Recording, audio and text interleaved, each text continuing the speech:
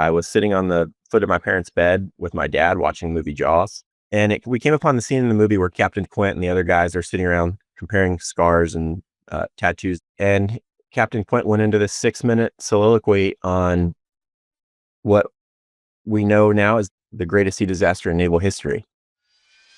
And my having ground, X-ray 1, ready to check. 1, 2.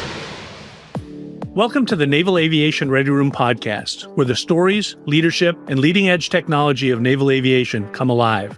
Hosted by retired Navy Captain Ryan Keyes, this podcast takes you beyond mere museum artifacts as he delves into the personal stories, pivotal decisions, and state-of-the-art hardware that define the world's most prolific aviation force.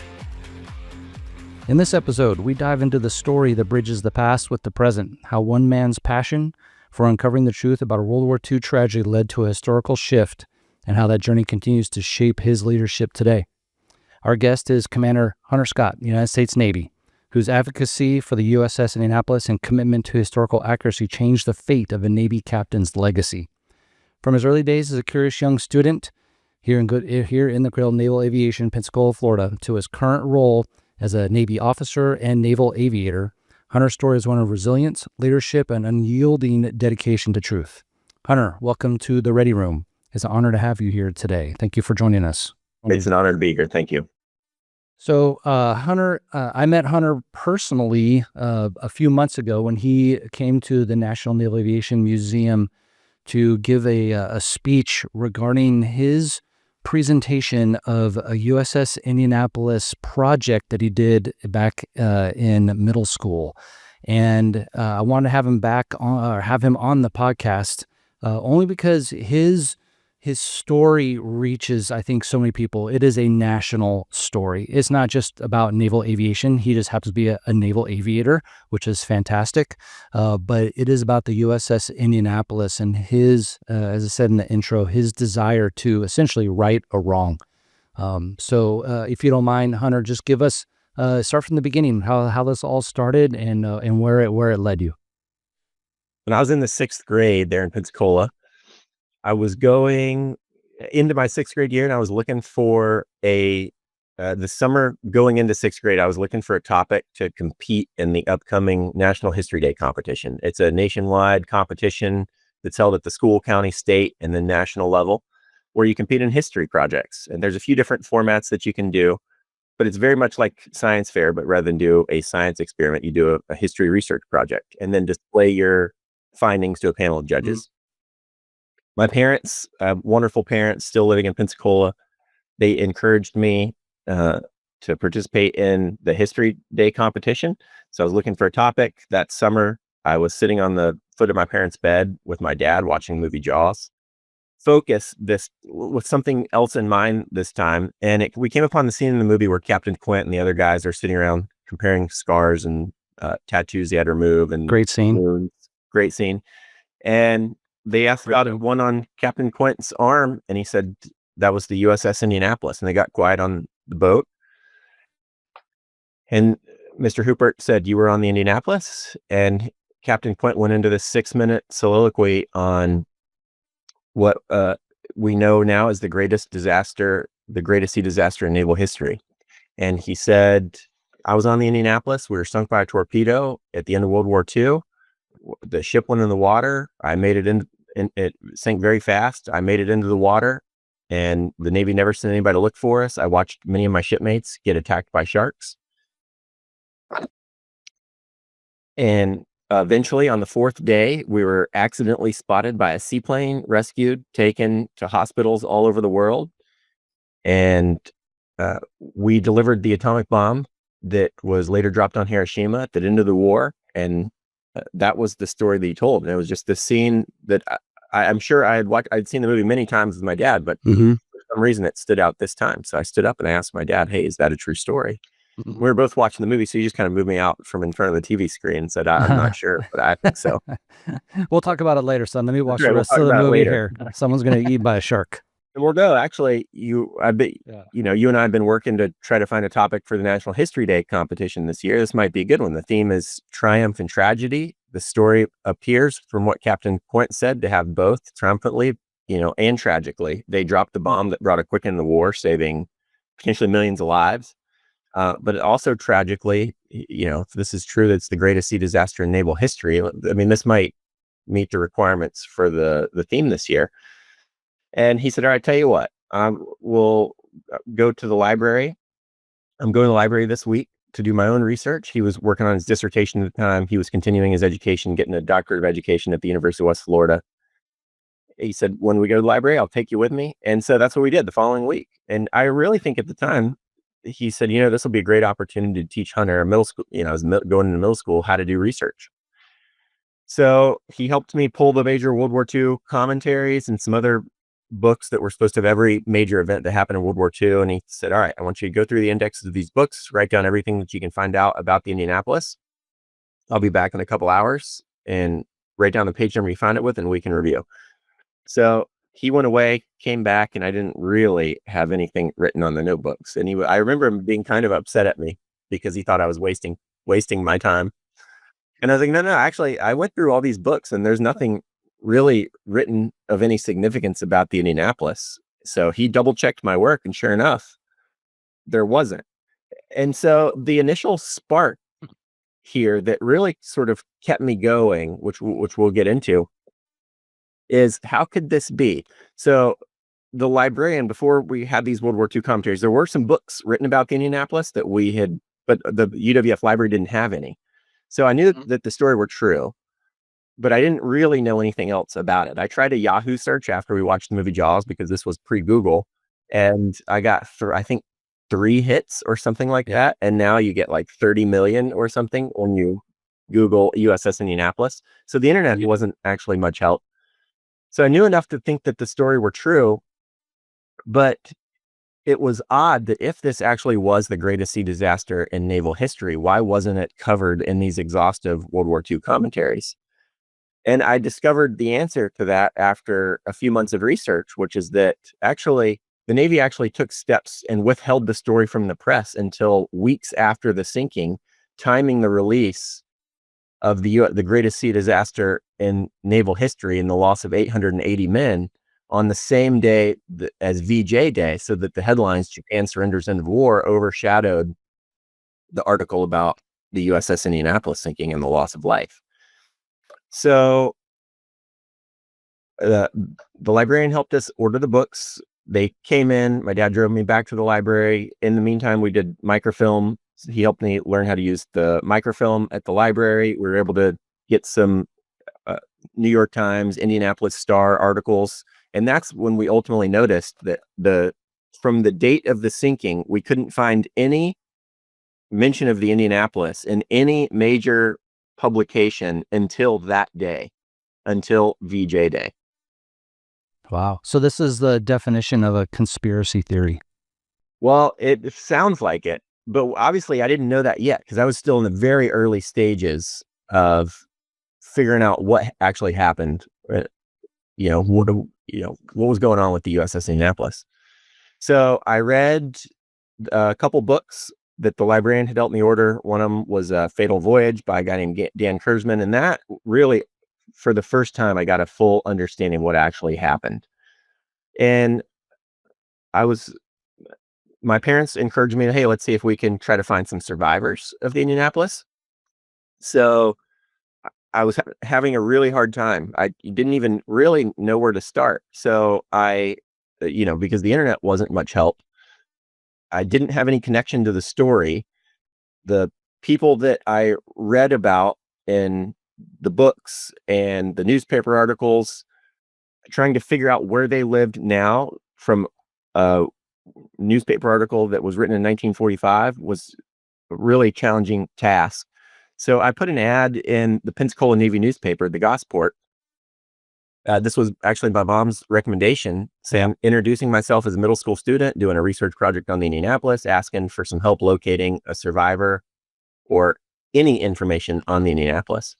And someone responded to me that they saw a newspaper article in the Mobile Press Register, Mobile, Alabama being about an hour away from Pensacola, that an Indianapolis survivor had given a talk at a local Mobile elementary school, and they were able to find the article, send it to me. The guy's name was Maurice Bell, but he had an unlisted number. So I was able to get a hold of the Mobile phone book, but he wasn't in it. Oh my So gosh. I was like, Barrier after barrier that honestly because didn't I'm stop you, right? just naturally a curious-minded person. Yeah. And I was very curious. So my mom suggested, well, hey, why don't we reach out to the police department? They can figure out who. Wow. So Was your mom a this is my researcher mom. as well? A researcher of any type? She's or not vested in No? really in my education and this research project. Both of Mhm. my parents, I'm very, very blessed to have such wonderful parents who invested in my education outside the classroom. That's great. And she said, why don't you reach out to the police department and pass them this article and see if they can pass along your contact information to this gentleman. And that's exactly what happened. And a few days later, I got a phone call from him, and he was more than happy to tell me about his experience on the Indianapolis. So we got a video recorder, and my parents helped me come up with some questions. We drove to his house in Mobile, and I spent the afternoon with him, and we just hit it off. And that was the first time that I really got a firsthand account of what happened on the Indianapolis.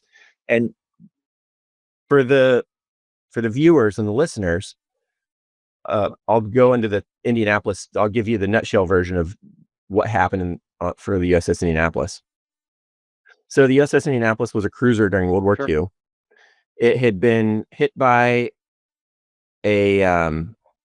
it was in Maryland Shipyard in San Francisco, California for some repairs. And it happened to be, I guess, at right place, right time, wrong place, wrong time. You be the judge. But it was selected to deliver the components for the atomic bomb to Tinian Island, which were later loaded on the Enola Gay and then dropped on Hiroshima. They loaded the cargo. They welded a big crate to the deck of the Indianapolis and then brought the Marine Corps contingent on board to guard it 24/7. And then they welded a canister to the deck of Captain McVay, the captain of the ship's stateroom, with the instructions that this cargo is more important than your life or the life of anybody on this ship. So do whatever you can to get it to its destination. Mhm. Well, you were in the Navy a long time. You know how the rumor mill works. Yeah, for sure. Or all Down the kind mess of decks. rumors. Yeah, yeah. Exactly. So the Indianapolis made really quick speed to Tinian Island, offloaded the cargo. Their mission was, nobody knew it, but it was the components for the atomic bomb, uranium core in the captain's stateroom, and then some other components on the deck. They offloaded the cargo. Then they received orders to go to the Philippines to Leyte Gulf for gunnery practice with some other ships to get ready for the land invasion in Japan should the atomic bomb not have its desired effect. Interesting. So essentially, it was coming over with a primary and a secondary mission, or should I say a primary secret mission and another primary mission. And I wonder if that was kind of to cover, for the transportation of the parts for the atomic bomb. And oh, by the way, I don't think I'd want a uranium core hanging out in my stateroom on a ship. Exactly. Does she have a Geiger counter on board? I wonder what it is. Yeah, exactly. Oh man. Okay. So they did the practice and with their group of ships, but then they kind of peeled off at that point. So what happened is after they dropped off the components, they did some refueling. The Captain McVay requested a destroyer escort because that area of the Pacific was just a known lane with enemy activity throughout the course of the entire war. And the routing officer in Guam, so they went from Tinian to Guam and then were en route to the Philippines. The routing officer in Guam in charge of assigning escorts made the determination, no, there's no threat of an enemy submarine. You don't need an escort. And they sent Captain McVay alone. Now, this is significant. I didn't really understand this when I first started researching, but after talking to survivors and what became years of research, this is significant because the Indianapolis didn't autonomously have the capability to detect enemy submarines.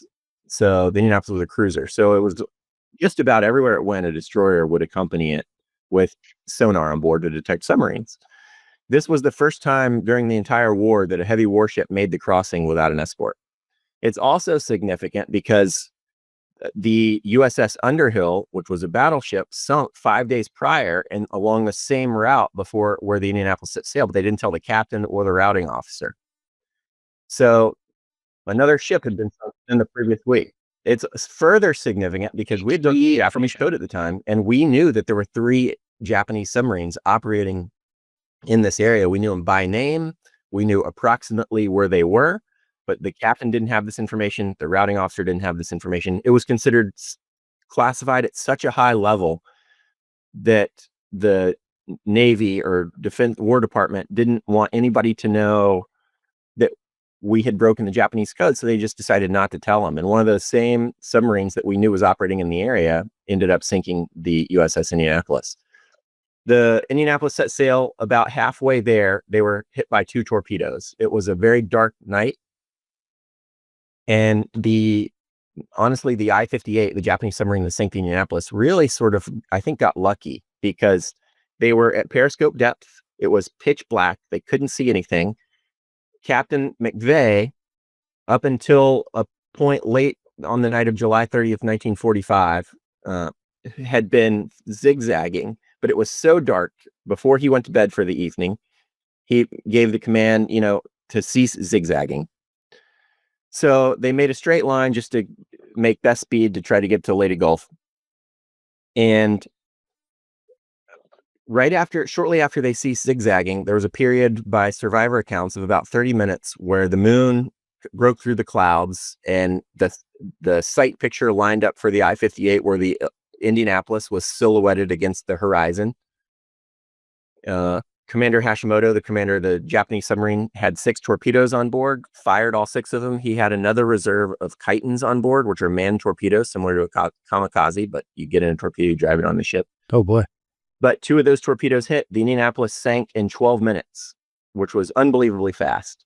The second torpedo hit the magazine, ignited some munitions, and the captain tried to get out abandoned ship, but the intercom on the ship wasn't working.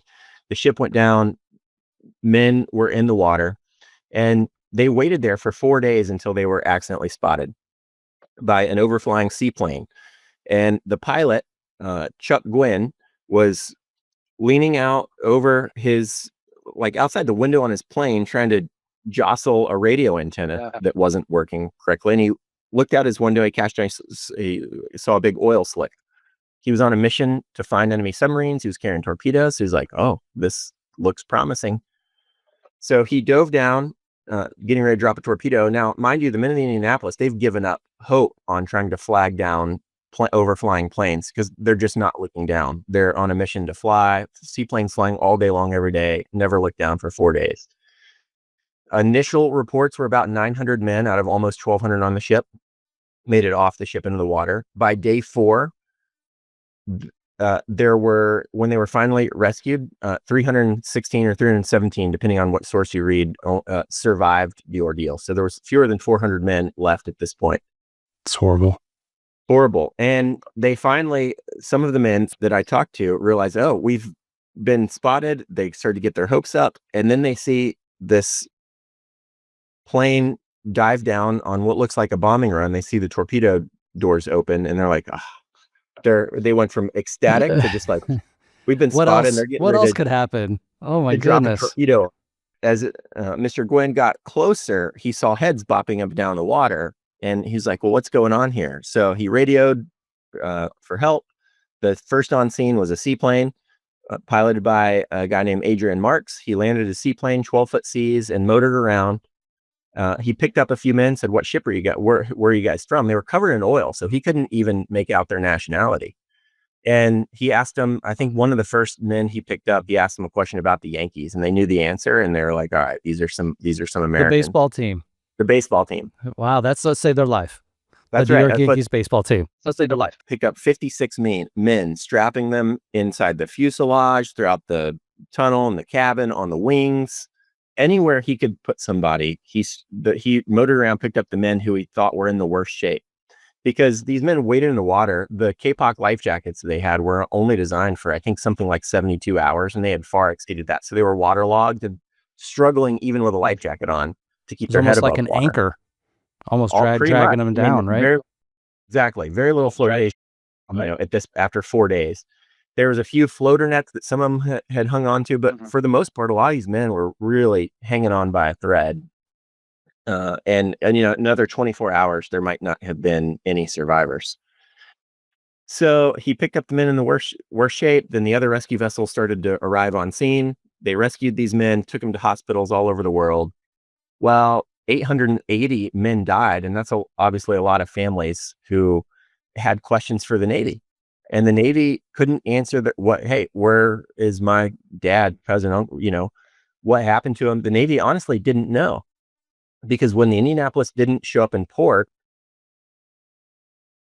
first of all, the message that they were even coming wasn't communicated clearly. It was a radio message, is my understanding, and that message was garbled. So they didn't have a precise date and time of arrival for the Indianapolis, even before they ever set sail. Now, the Indianapolis didn't know that. One of the things that came from this is the system that we now use in the Navy called move reps, where the ship sends out an official message with where they're going to be at each time. And if you depart from that outside a certain standard, you have to let the Navy know. That didn't exist here at the end of World War II. So their arrival time was uncertain. When they didn't show up in port, there was a standing fleet order at the time that the arrival of combatant ships was not to be reported, so that we didn't announce ship movements for potentially the enemy to hear. Yeah, operational security issue, right? OPSEC. Mm-hmm. What was not covered in that guidance was, what do we do with the non-arrival of combatant ships? And the watchstanders had never addressed that before. So they just assumed, well, maybe they were rerouted, maybe they just assumed the best. And unfortunately, what happened was the worst. So when the Indianapolis didn't show up in port, they were like, all right, well, they just took it off the plotting board, set it aside, never reported overdue, never sent any search party. And, it was by a miracle that they were accidentally spotted by Chuck Gwynn. So the surviving families had all these questions that the Navy couldn't answer. One of them had connections to President Roosevelt. And when he wasn't getting connections, when he wasn't getting answers from the Navy, he went to the president, and the president directed the Navy to look into it. So when the Navy looks into it under direction from the president, obviously things happen pretty quick. But there still weren't a lot of answers. And so they said, well, this must be the captain's fault. And Admiral King, who was the fleet commander and the convening authority for the court-martial, Admiral King appointed members of the court-martial board. There were 2 charges against Captain McVay. The first was failure to sound abandoned ship, and then the second was hazarding your ship by failure to follow a zigzag pattern, neither of which he was guilty of. Captain McVay requested an attorney who had a lot of experience. Admiral King denied his request for attorney, appointed him a relatively new attorney who was only a law school graduate, no trial experience, gave him 4 days to prepare for the trial. And oh, by the way, all the information that would have been useful to defend the captain was still classified at a level that he didn't have access to. And it was only in 1990 under the Freedom of Information, in the 90s under the Freedom of Information Act, that I was able to get a hold of this information, I think for the first time, to see, oh, there actually were submarines operating where the captain set sail. So let me jump in real quick here. So you mentioned you read a book. So there wasn't much when you did research, but you had read a book as well. And now you look back on it now, did that author of that book have access to the same information that you had access to as well, like the documents that were then unclassified? Or was that just the previous author is interviewing people, so now you're taking his information, you read his book, and then you just dive 10 times fold further deeper into it and then start interviewing survivors as well, and then getting into the now recently declassified documents? Great question. He had access to all of the survivors and some of the men who were on the rescue ships and people who were involved in the scene. But one of the advantages that I had is when I started meeting with the survivors. So I eventually talked to I think almost all the remaining survivors. When I started this project in 1996, there was 156 survivors still remaining. And I talked to almost all of them in some way, shape, fashion, either snail mail letters, phone calls, driving to their house for interviews, going to the reunion in Indianapolis, Indiana, where the survivors would attend. How many times did you go to that? I went a handful of the times. I don't remember the exact number. I've been a lot over the years. Yeah. Wow. And then how would you be introduced? Hey, this little kid over here is trying to, exonerate the captain of the ship. Say hi, everyone, Hunter. First time I went, I had already formed a goal, and my goal was to use the National History Day competition, which is in the final competitions in Washington, D.C., as a platform to bring some media attention and recognition to this story that not many people knew about, and then work from there to raise awareness, to try to do something for these men and for their captain. I didn't know exactly what yet, but I knew that this was an injustice. I just didn't know how to ask what to be done. Whether, in fact, it shows my ignorance. I wrote letters to President Clinton and to the Secretary of the Navy, Secretary Dalton at the time, later on in this process, asking for their help. I said, hey, I think we have an injustice here to both the men of Indianapolis, and I think the captain was court-martialed unjustly. Here's my research. Would you be willing to pardon him? And I learned later that no, a pardon is not what you want to ask for at all, because it's an admission of guilt. And my whole thing was the captain wasn't guilty and never should have been court-martialed. Then I wrote a letter to Secretary of the Navy asking to reopen the court-martial, and he said, no, we've looked into this in the past, but we stand by our decision.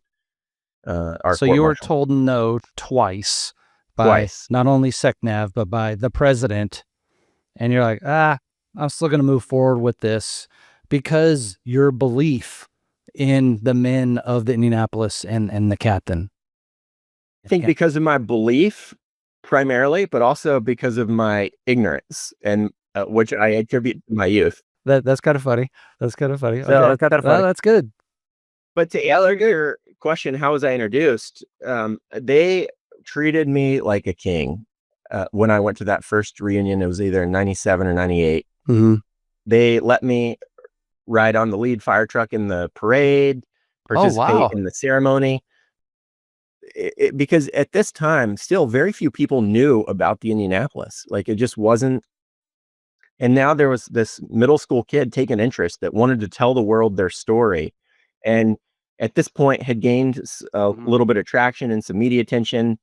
And so when I got the letters from President Clinton and Secretary Dalton, I had reformed.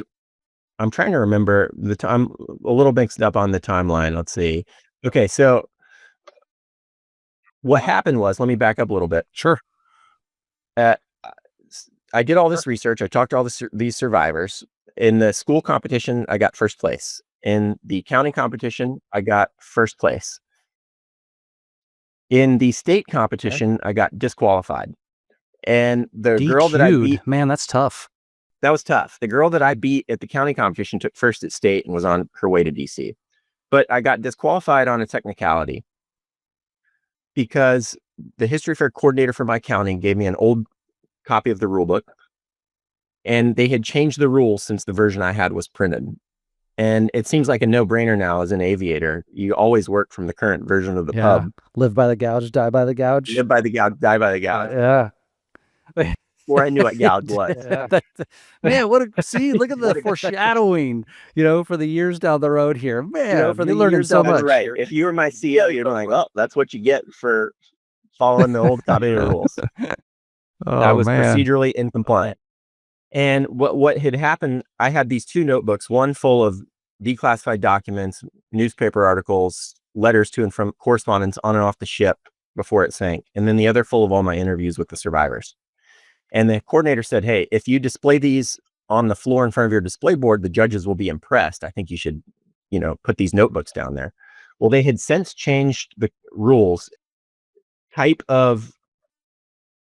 had this history display, this like tri-wall stand-up display that you sit on the floor. It is actually here at the museum right now. It is up in the foundation offices, still being preserved in all its glory, to be honest with you. Yes, it's fantastic.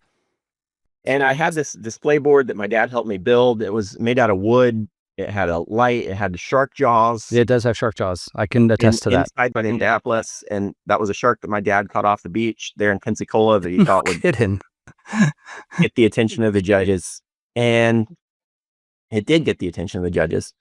So did those notebooks. But because I had an old copy of the rule book, they had changed the rules. You can no longer have floor displays in front of your display board.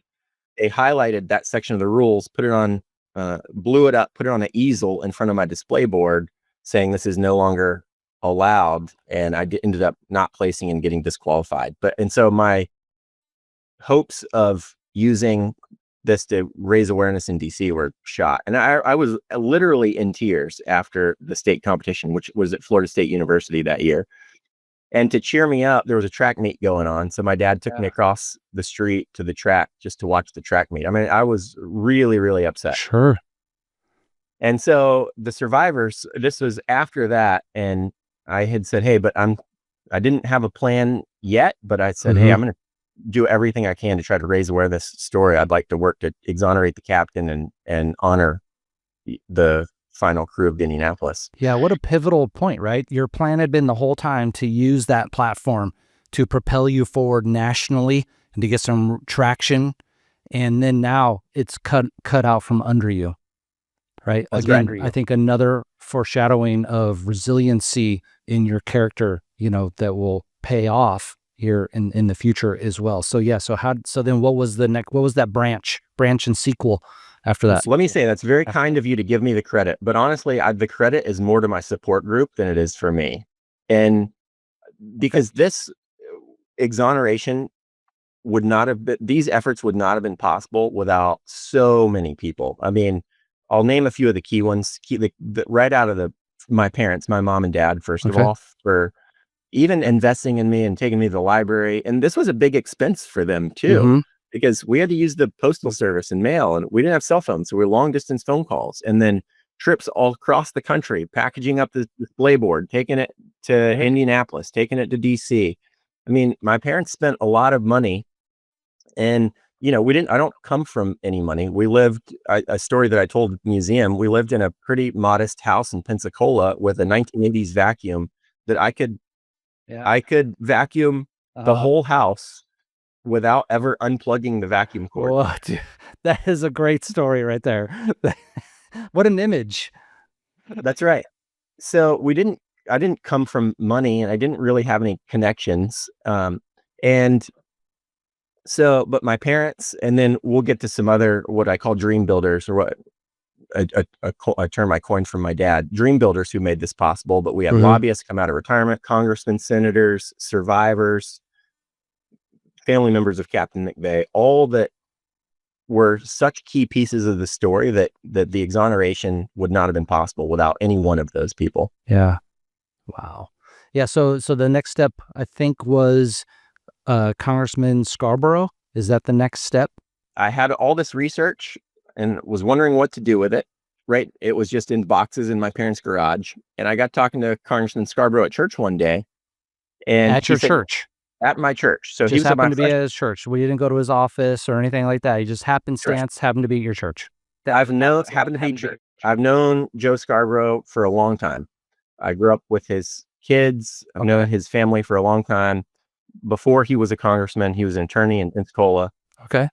And my mom volunteered for his campaign. He had just been elected as a freshman congressman. And I was telling him about this research project that I'd done. I think I showed him some pictures. And he said, I'm looking for local displays to keep in my local office here. Why don't you bring it by and set it up in my office? So that's what I did. I set the display board up in his office. Well, it got a lot of attention. And, Pensacola being a Navy town, there's a lot of veterans in Pensacola. Pretty soon, the veterans were like, hey, this middle school kid did this research project that's on display in the congressman's office. And they were telling their buddies about it. And then they'd come in and they'd spend hours just sitting on the floor and in his chairs, flipping through my interviews with survivors and reading about this event that happened at the end of World War II that very few people really knew a whole lot about. So at church one day, he's like, hey, Hunter, I need to talk to you. This was a few weeks later. He said, yeah, that project you displayed in my office, I looked at it and I said, and he said, and I've got people coming in from around Pensacola just for the purpose of looking at your research project. They're not even, I'll say, hey, can I help you? You're like, no, I'm just here to look at this. look at this Very display nice. board. You're showing up the representative. It did get a little bit of attention. So he said, why don't you come by my office next week and tell me the story? I gave him a little bit at church. I went by his office. My parents drove me to his office the following week. I told him the story. I told him I wanted to help, but I wasn't sure how. And he said, well, why don't we see if Congress can help? And it was his idea to draft legislation to introduce to Congress to get Congress to overturn the court-martial decision. And so for the viewers and the listeners, so Captain McVay was found guilty of failure to follow a zigzag pattern. And first of all, he wasn't guilty of that, even though he didn't zigzag. His orders gave them discretion whether to zigzag or not. Also zigzagging. And so I don't know why that didn't come out in the trial. And then also zigzagging by this time of World War II was an obsolete maneuver with the invention of chitons and magnetic warhead torpedoes. It was a legacy maneuver that was still in practice only because the avoidance tactics hadn't caught up to the technology. And so he was found guilty of that and hazarding his failure to sound abandoned ship, which he was also not guilty of because the ship sank in 12 minutes and power got knocked out of the ship so that he was unable to. So he just gave the verbal, hey, abandoned ship, and people spread it as much as they could. But honestly, they were bogus charges. And so I told him this story about the court-martial, and he said, all right, well, let's get Congress to help. So at this time, so we drafted the legislation, and he arranged a few interviews with some media outlets to tell about this legislation. And one of the sons of Captain McVay, Kimo McVay, who I became very close with, was a promoter and just a big personality guy who lived in Hawaii. One of his friends lived in Washington, D.C., and his friend's name was Mike Monroney. And Mike Monroney was at one time one of the 50 most powerful men in Washington. He was a former lobbyist. He had orders in 1945. He was in the Navy. He had orders to get underway with the Indianapolis on what became their final voyage. But he got sick the day before the ship got underway and missed ship's movement. And it had always haunted him that he might not have lived had he not gotten sick. Survivor's guilt. Hero called Mike and said, hey, there's this boy in Pensacola who's introducing some legislation in Congress to try to help my dad and try to help his shipmates. Do you think you could help him? Kimo put us together. This man, Mr. Monroney, became like a second father, just a phenomenal person, human. He is the reason that the legislative efforts were successful because he interviewed me. He set up for us hundreds of meetings with congressmen, representatives to get co-sponsors on the legislation. Did you say hundreds? Hundreds. We had 250 co-sponsors on the House side on the original bill, and I think 30 something co-sponsors in the Senate side. No kidding. You spoke in front of the Armed Services Committee, is that correct? We organized this big trip for a whole bunch of survivors and myself and my family to go to Washington, D.C. to introduce this legislation. We held a press conference. This was in 1998 on the steps of the Capitol building. It was Congressman Scarborough, Congresswoman Julia Carson, who was a congresswoman from Indianapolis, Indiana, and myself and some survivors. And we told the press our goal was to exonerate the captain, that we felt that he had been court-martialed unjustly, and we wanted a presidential unit citation for the crew, which was the highest honor that they could have received, because they never received any recognition. They delivered the bomb into the war, and the Navy was so embarrassed by the fact that their ship sank that they were never recognized. Not only were they not recognized, as I mentioned, the Navy withheld the story from the press. So we walk up, we give this press conference, we tell what we're trying to do, we walk up the Capitol steps. The plan is for me to be able to drop this legislation in the hopper, which is the box that sits on the speaker's desk. It's the symbolic introduction of legislation. You drop this in the mahogany box, and that signals the start of the legislative process. I've never heard of that. And so Congressman Scarborough and Carson had arranged that I would be able to drop this in the hopper.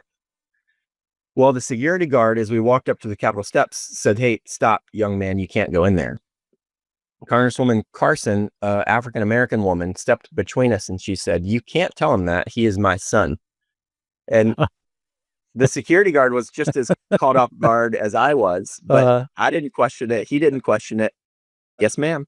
So we walked in the floor of Congress. I dropped the legislation in the hopper, and the legislative efforts began.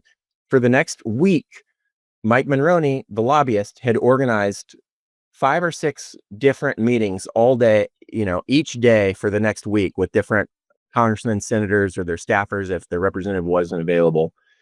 And we did that several more times to try to get support for the legislation. And each one of these meetings, I often had a camera crew with me from, Good Morning America, 60 Minutes, NBC Nightly News. This got a lot of media coverage. So with the media coverage and Mr. Monroney's connections, we were able to get our foot in the door with lots of representatives. And then I would put these men and women, the congressmen, on the spot in front of the camera. It's like, hey, sir or ma'am, I hope I can count on your support. Well, the cameras are rolling, and now they got man. Who wants to tell for Right. a noble cause that he has no real personal attachment to other than this? It's not like I had family on the ship So we got a lot of support. We got a lot of momentum. The bills gained a lot. The bill on the House side gained a lot of co-sponsors and a lot of support. When Senator Inouye from Hawaii, Former Medal of Honor winner. that's right, former Medal of Honor winner, tried to introduce the companion bill on the Senate parliamentarian stopped him and said, no, I'm sorry, but this violates the Senate rule. So he'd introduced, at some point in the process, the parliamentarian killed the bill because it violated a Senate rule that said a senator can't introduce legislation to change or alter military history. House had the same rule, but they didn't have a problem with it. But because the Senate killed it, it killed the bill because now the companion bill died.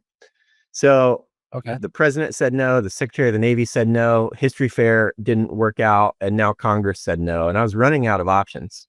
Dude, that's 3 strikes. That was a lot of strikes. Yeah. And, as an aviator, long before I knew about the 3-strike rule, 3 strikes and they'll go flying. It's a good thing I didn't know about that. That's true, or else you would have been like, dude, I'm done. I'm going to be method, it seems.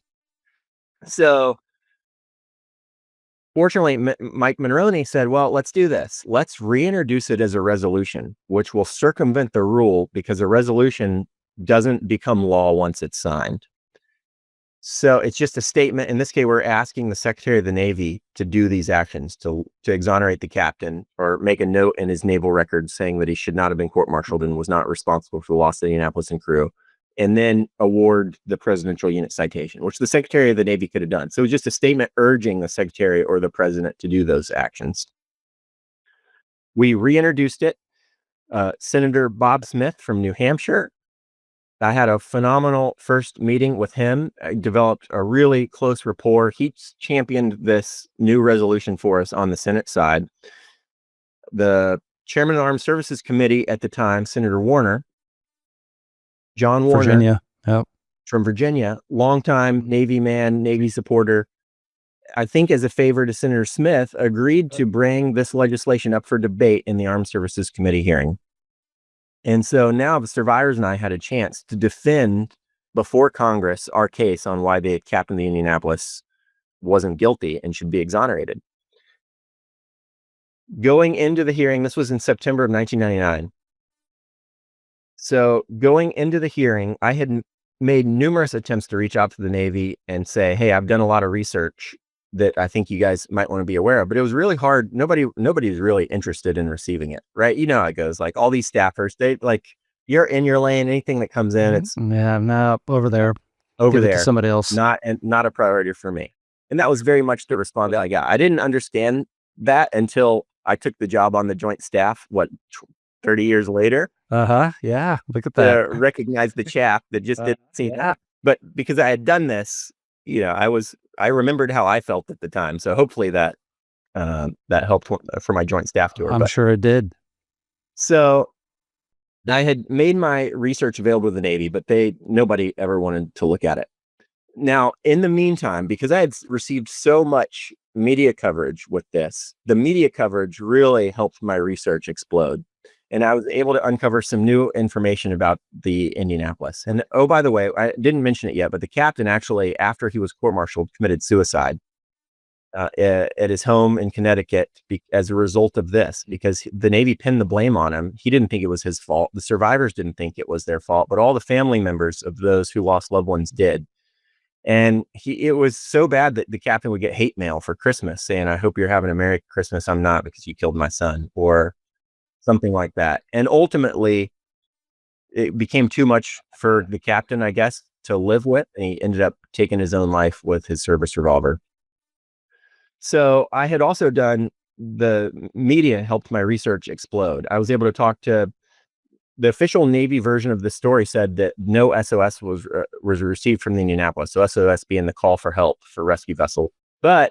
And that's the story that everyone knew and was in the books that were printed. But I talked to 3 different people on 3 different watch stations at the end of World War II who provided their firsthand account of, in one instance, the SOS was thought to be a prank by the Japanese to lure rescue vessels in the area. So they didn't send a rescue team. That probably was done in the past. Yep. In the second, the ship sank in 12 minutes. They only got out 1 SOS. They couldn't confirm it. It's like it was received, but never confirmed or corroborated in any of these. On top of, nobody really knew where the Indianapolis was. It's just not enough added up for any of these 3 cases to send rescue vessels to the area.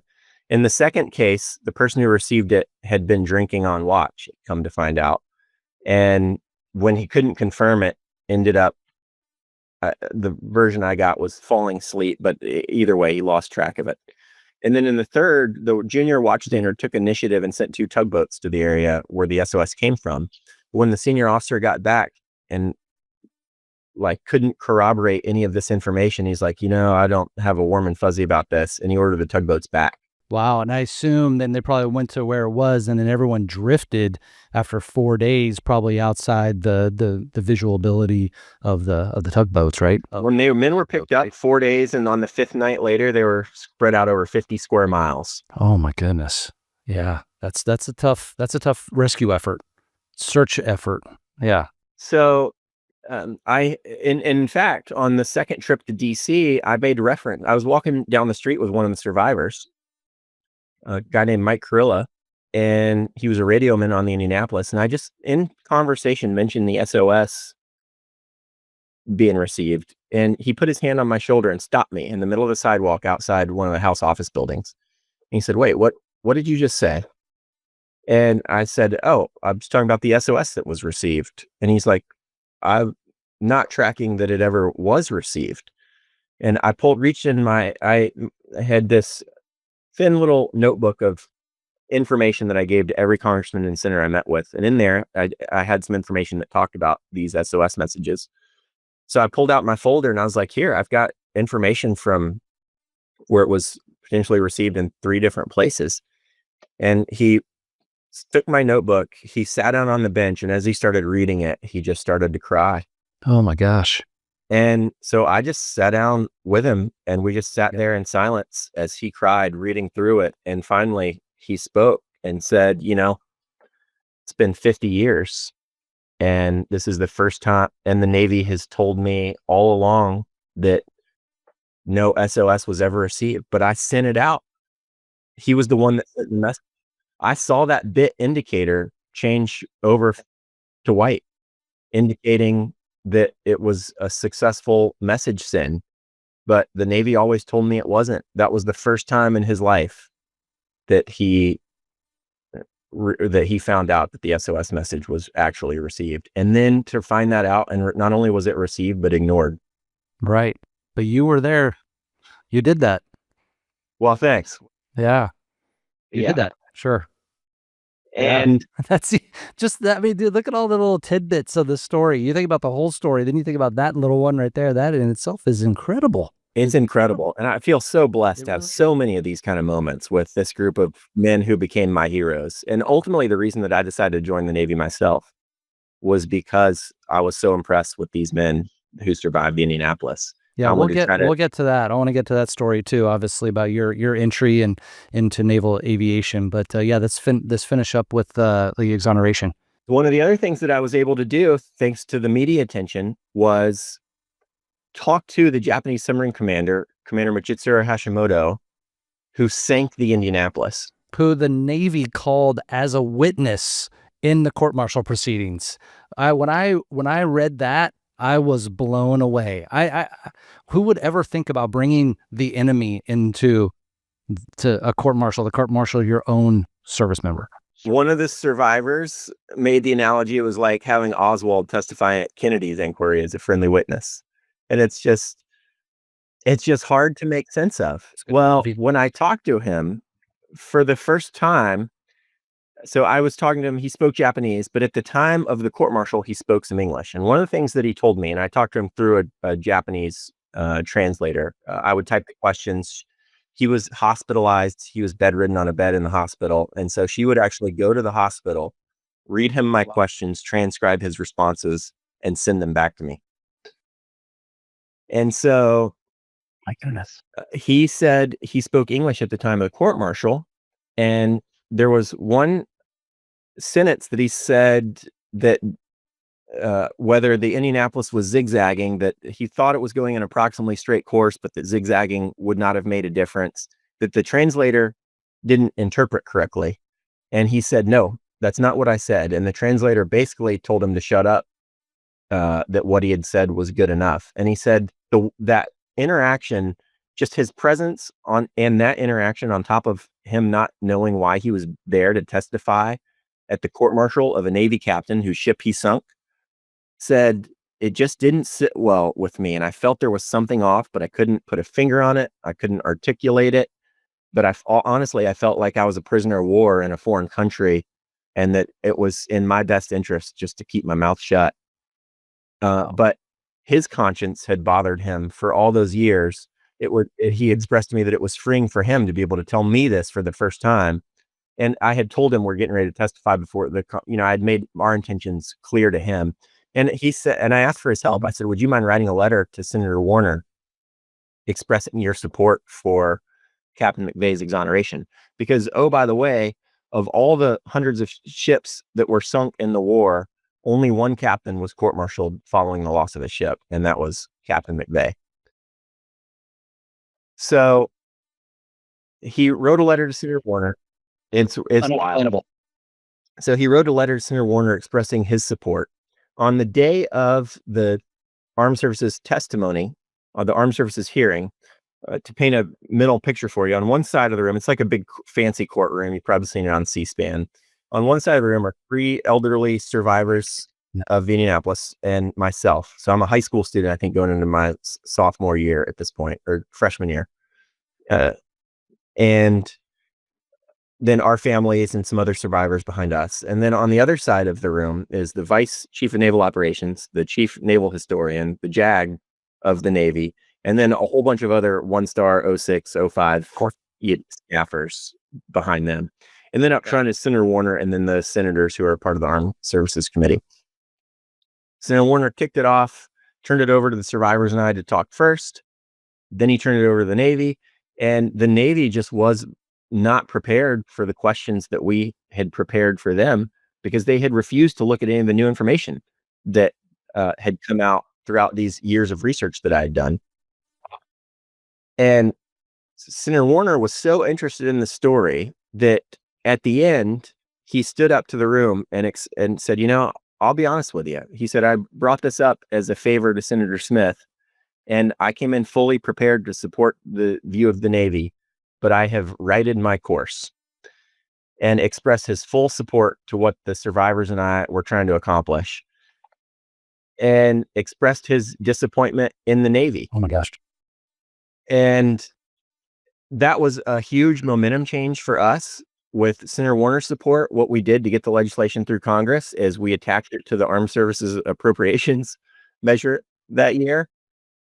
And so you can go into law and actually pull the Armed Services Appropriation for 1999 and then go down several hundred pages, and you'll see our legislation on Indianapolis exonerating Captain McVay. And so the passed with the Defense Department's budget.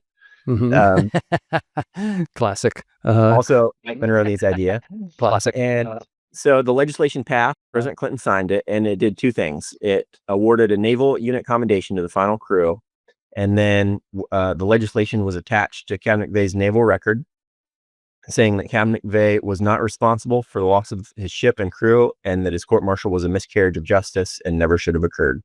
Wham. What did that feel like when that was signed? Were you there like when it was signed, or did you hear about it like a week later, or how did that work?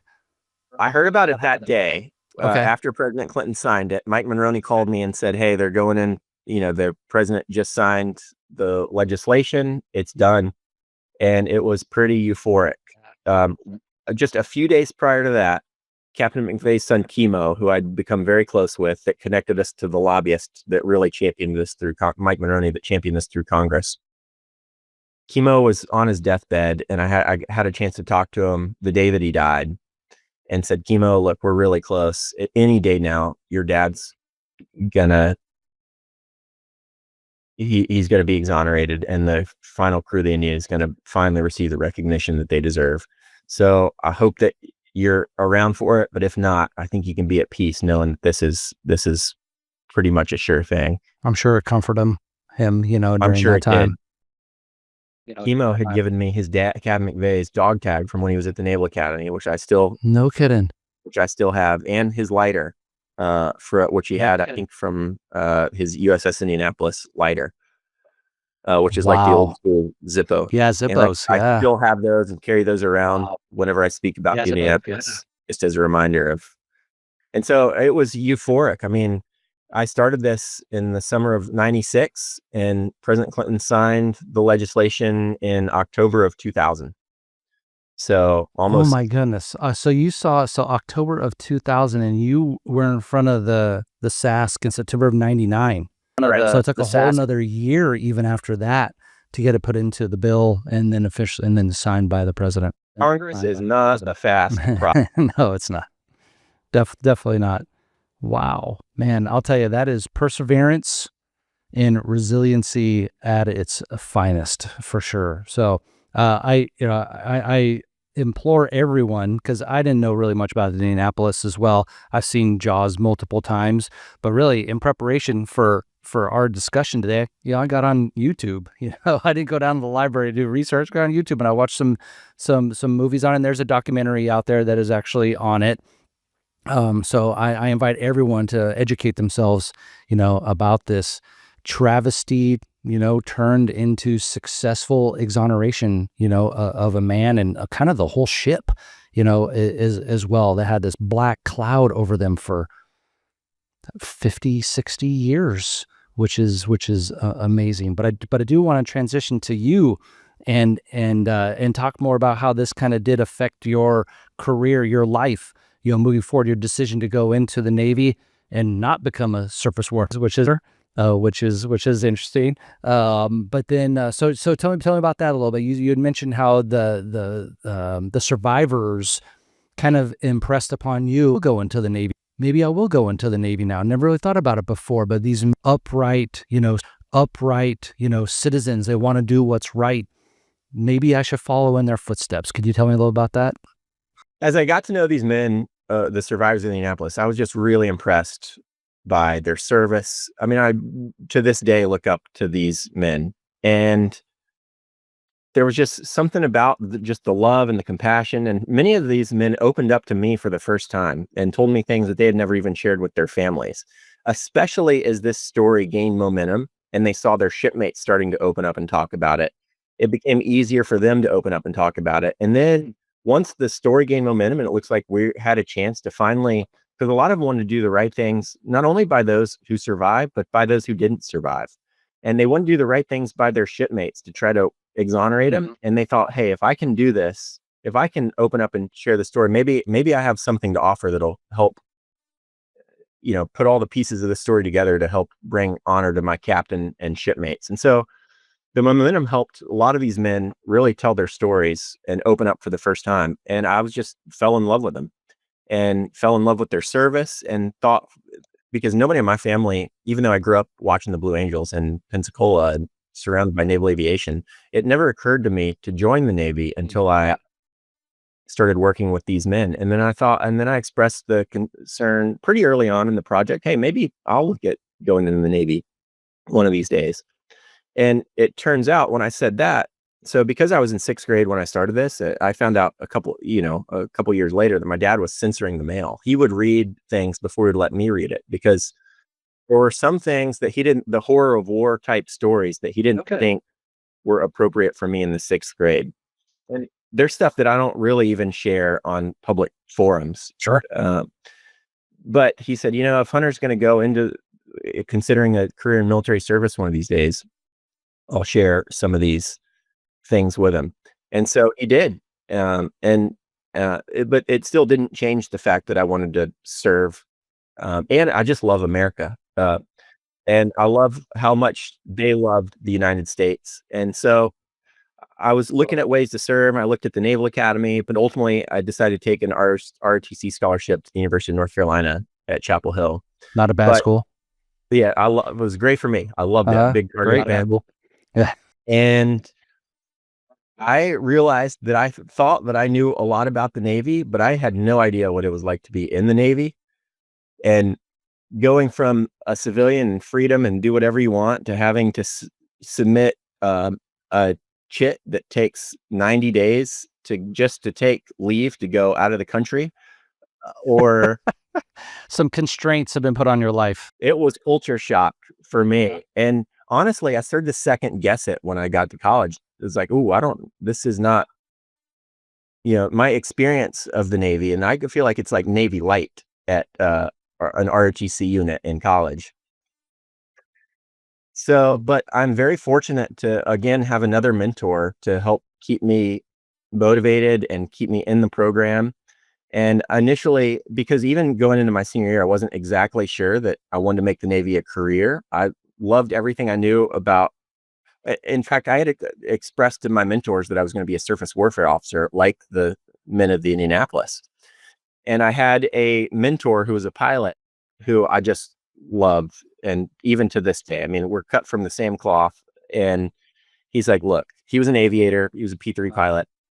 He's like, look, I know you want to be a SWO, but honestly, I think that you're afraid of the commitment. And I think just knowing you'd be really happy as an aviator. And I was like, I know, but it's a 10-year commitment, as you know, versus 4 years as a SWO for something I wasn't sure that I wanted to be even in the Navy for that long. But he made me submit an application, made me take the ASTB, what's it stand for? Standard Aviation Skills Test Battery? Aviation Skills Test Batteries. Yeah. That was a good recall there. Thanks. It's been a long time since you took that test. I asked me what I did yesterday. I couldn't tell you. He made me submit it. I submitted the application the day it was due, got picked up for an aviation slot. And then before I knew it, like this decision that I was still wrestling with had been made.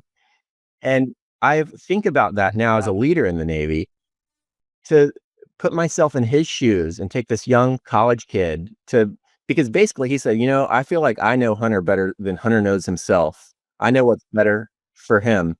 And I'll be honest, he was totally right, but it took me years to understand that. But now I just have such respect for this guy for doing that, because he changed the course of my life. And I mean, I absolutely love the Navy. I've loved my career in naval aviation. I wouldn't do anything differently, but it would not have been possible if I didn't have such a heavy-handed influence from this guy named Brian Lubitz, who actually got out of the Navy, and now he's I think he does private wealth management for Goldman Sachs. So he's not bad. Yeah, not bad. But so I got in, and then he got out right after his ROTC tour. See, he was finding his replacement. That's right. Carry the torch forward. Yeah, I mean, that's what we're supposed to do as leaders in the Navy, right? Is find our replacements and mentor our junior officers and our young sailors. Yeah. So now tell me then about kind of your path that you have taken, and I do want to, highlight this, the flying aspect, but then also you were in a very interesting position, what we call a nominative job in the chairman of the Joint Chiefs office. But walk me through your progression of your career so far. How many years has it been total now? 18 in August. Okay. All right, man. Congrats. Will get me to 20. So I'm still on the fence of whether to stay in and get out. Marissa wants me to stay in. We both love it, love the lifestyle. So we're just we'll see where we're at here Okay. in the next 2 years. So I feel blessed to have had a really wonderful career. So flying helicopters allowed me to stay in Pensacola Mm-hmm. and basically live at home. Yeah. Really, you went up to North Carolina and then you came back to Pensacola through APIs called Knife now, and then through all the flight school. Wow. Yeah. Okay. Interesting. Local boy. So local boy. So I did 2 years in Pensacola through flight training, selected helicopters. And even then, even in the early stages of primary, I wasn't still sure that aviation, the 10-year commitment still scared me just because I didn't have a great experience in my ROTC unit. And so I didn't have any Navy experience to really compare it to. So I didn't really have a good litmus test to know whether I wanted to make naval aviation a career. And I also felt at the time that I didn't really fully get to make this decision on my own because of my mentor. And I'm not saying that as a bad thing. He clearly knew me better than I knew myself. You just hadn't realized it yet. I just hadn't realized it yet. And so in flight training, I was on the fence in primary questioning, and I didn't do that well in primary. But then by the time I got to HTs, I was like, actually, I really enjoy this a lot. I loved it. And all of a sudden, once I started loving it, my scores went up. So, and for me, that was the first time that I realized, and I should have, I feel like the Indianapolis, one of the many reasons why the Indianapolis efforts were successful, because I just absolutely loved every minute of it and was surrounded by a team of people who also loved and championed the same cause, and we were all on the same page. But then I had that realization for myself in flight school. And as I've served 18 years, I realized the people who do well in in their communities, or at least in the military, are really just love everything about their profession and are often historians of their profession. I'll never forget when I took a job to be an aide to a Marine Corps general. He could tell you everything you wanted to know about the Marine Corps history, about the Civil War. And just if you brought up the Civil War or Marine Corps history, he just like lit up and loved to tell you about it and was phenomenal. And I noticed that trend among senior leaders. General Milley was the same way. I had the opportunity to go to Normandy with him for the anniversary of D-Day. And he and I and another team of people walked around American Cemetery in Normandy, and he would just go off tombstones and tell you name and tell you the story of the person who was buried there. Oh my gosh. For some of the key figures. I mean, phenomenal guy. Yeah. And so I realized this a lot over the last 18 years. You have to love it if you want to be successful, really successful in it. And it took me loving it at the end of the HTs, the helicopter training, to love it and fall in love with it. But then I got to my first squadron, and I still wasn't sure. I had a great experience in my first squadron, but I wasn't sure that I wanted to fly for another tour or if I wanted to try something else. And so elected to take a non-flying job, go be the aide to the general at National Defense University. Oh, NDU, in at DC. NDU. And had a phenomenal tour. Ultimately, it was General Padilla, the Marine Corps general that I worked for, that convinced me to stay in the Navy. And I'm really fortunate to have him as a mentor too here now, after having served 18 years of service. So all this to say, like, I've learned a lot of lessons, both from my work with the Indianapolis survivors and just through naval aviation, that if I had done things my way, certainly would have not have worked out as well as it has by listening to my mentors. So, and you've been in the position to provide that mentorship back, right? I mean, especially, I think one of the most pivotal tours that you do as an aviator is your department head tour, because you have had the experience of being in the fleet, having a shore duty tour, whether it was flying or not flying, or seeing a strategic picture from where you were as an aide. Then I believe you went on a what we call a disassociated sea tour, second sea tour. It's essentially an aviator that goes to a big gray ship, not in a flying billet at that point, and then you come back for your department head tour.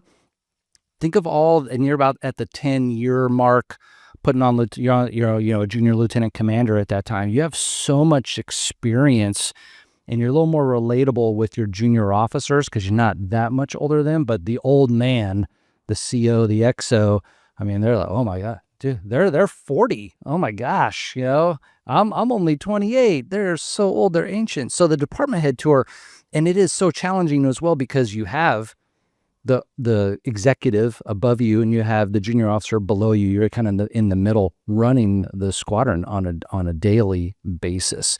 So I would think that you were providing a lot of mentorship to your JOs when you're a department head as best as you could. I did have done the best that I could. I tell everybody when I do check-ins now and my XOCO tour and on my department head tour, I tell everybody when I first meet with them, I ask them, hey, what are your short and long-term goals? And then the next thing I say is, all right, my number one priority for this cruise or this deployment or, is helping or now in my XO, my number one priority is to help you meet your goals. And I do consider that my top priority is investing in other people because it's, you've been in many leadership positions and like that just pays dividends in every aspect of operations. When you invest in the people, they're more likely to take their job seriously, have buy-in at work, form teams, plan things for people to do outside of work. And I had my first CO in my first squadron. When I sat down with him for my check-in, he told me right out of the gate, he said, here's the deal. He said, what's going to determine your success in this squadron is your involvement in the ready room. He said, by the end of this tour, you'll be a good pilot. Everybody will be a good pilot. You'll be good at your ground job. Everybody will be good at their ground job. And he went down the list and he's like, you'll improve as a leader. Everybody will have improved as a leader. But what's going to separate you is how much initiative you take to plan fun things. And he basically said, how many parties do you plan for the pilot? Is that right? Basically, that was his metric for you? That was so important because he was right. And it's all about building the team and enabling the success of the team.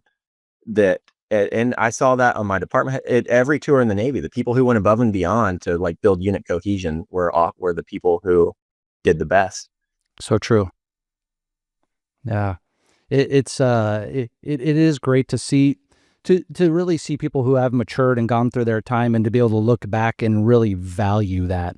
It is kind of, I'll say, sad when people don't realize the position that they're in to have so much influence over other people.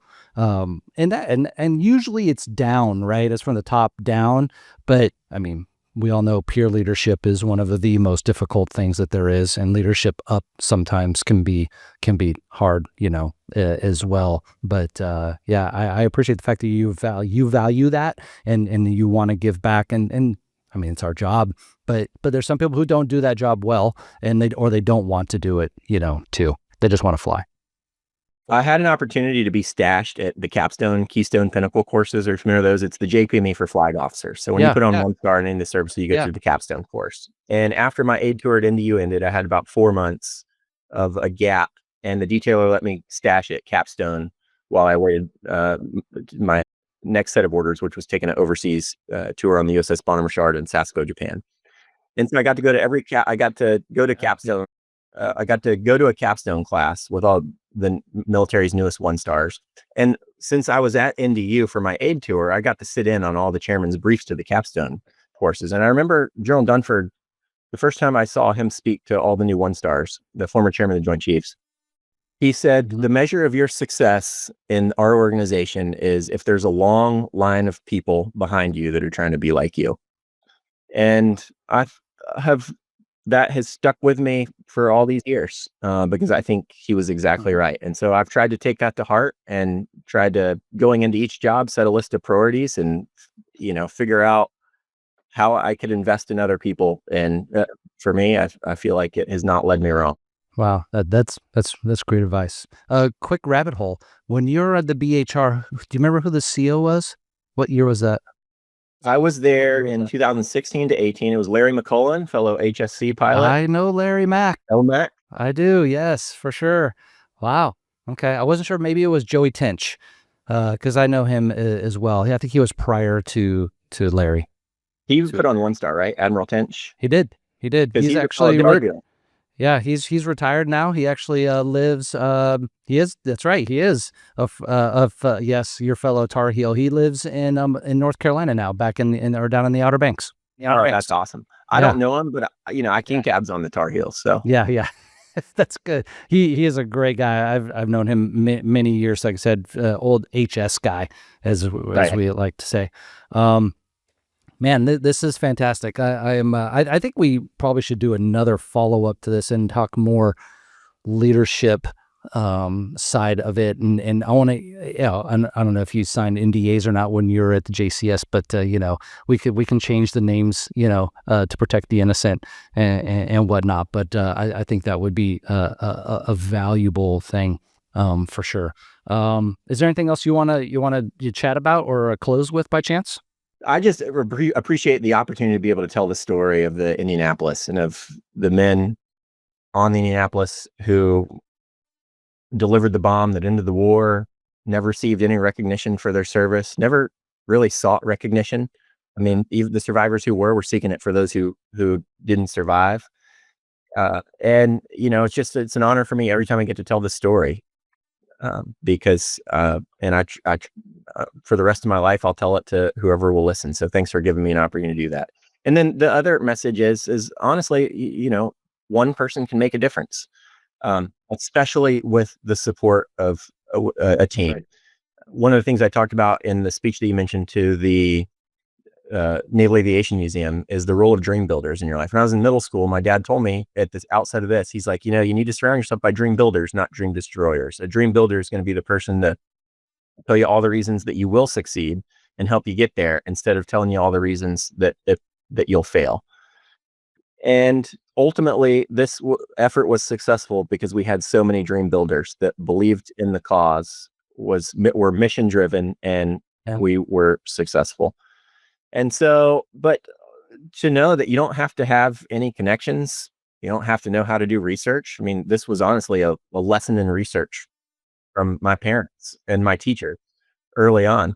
You don't have to really know anybody. You can be in middle school, you don't have to come from any money. I mean, the odds were against me and this team moving on that we would be successful out of a little house in Pensacola, Florida. But we believed in it, had a lot of people, and so just know that we can all make a difference.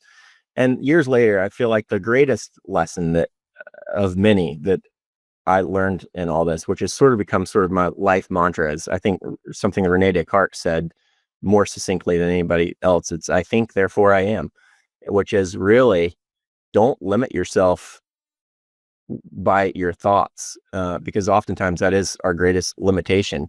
And so just that mindset of